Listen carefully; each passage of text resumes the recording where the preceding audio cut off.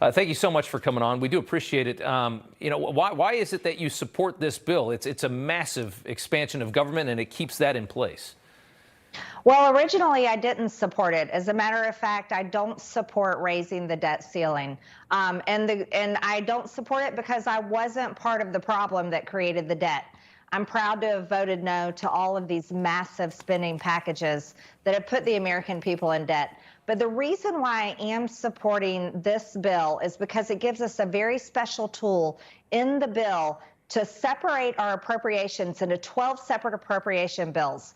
And then we have to get it passed. If we don't get it passed, it passes a CR at 99% and gives the American people a 1% savings in the budget. But what's important about the 12 appropriation bills is, Rob, this gives us the tool to take down Joe Biden's weaponized government. And that is what I'm interested in, because the appropriations is where I've said all along I'm willing to fight, because that's where we fund and defund government programs. I understand that, and I know that the McCarthy amendment, the Massey amendment, that's how they got him in, so they got it out of rules with that coordination with him.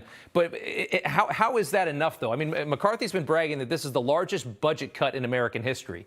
But every time I hear him say that, you want to scream. But it comes on the heels of one of the biggest spending hikes in history. The government is 40% bigger than it was just a couple years ago, and this doesn't cut it back anywhere near that much. So I feel like you're getting little niceties in exchange for just this massive expansion of government. Well, Rob, here's the issue is I personally would love to do more. I really would. Republicans are barely in control of 1/3 of the federal government. That's the reality we're in. I'm one of the people that ran for Congress because I truly wanted to change the Republican Party. I've been unhappy with the status quo, and I don't like the way Washington runs. Right. But I am happy to have a powerful tool that we can use to take down Biden's weaponized government. I mean, that's why I wanted to speak to you tonight, because I know your politics. I know that you despise a government that spends itself into oblivion for future generations. So I was surprised to see this vote from you. And I think that the answer is, as sad as it is, there's just not enough. Is there just not enough power? I mean, you guys passed the Limit, Save, Grow. I think it was Limit, Save, Grow. Yeah, the Limit, Save, Grow Act about a month ago. That was much more fiscally sound. Why not send that to the Senate and make the Senate say no to that and put it in their court? Well, Rob, I would love to. That bill is something that we are proud of. It cut nearly $5 trillion in spending.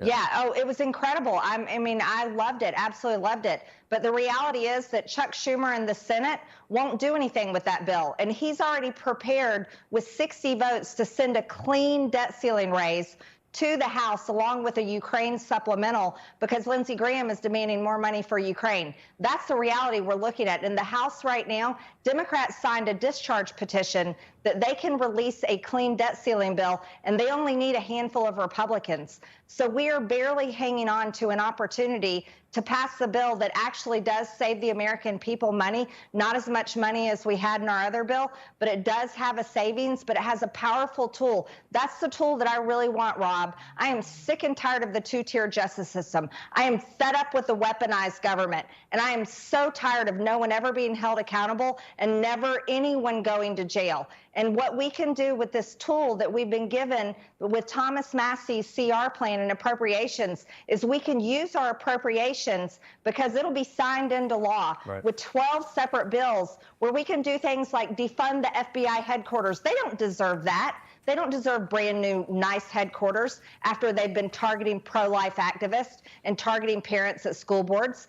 Merrick Garland's DOJ needs to be held accountable after the unconstitutional raid at Mar-a-Lago and how he's going after President Trump, claiming all these classified documents. But yet in reality, Joe Biden is the one that has classified documents practically all over the country. Right, and as well as, and that's to say the least, as well as protecting the president from corruption allegations as well. I know there's a lot there. I just on the financial side, it just feels like, and I think the best point you made was that there's just simply not enough power. The midterms were were embarrassing for Republicans, to say the least. To only have 4 or 5 seats is humiliating after what we've seen the last couple of years. You got to get more power. We have to win more elections. It's as simple as that. Congresswoman, thank you so much for taking the time. We do appreciate it. Thank you, Rob.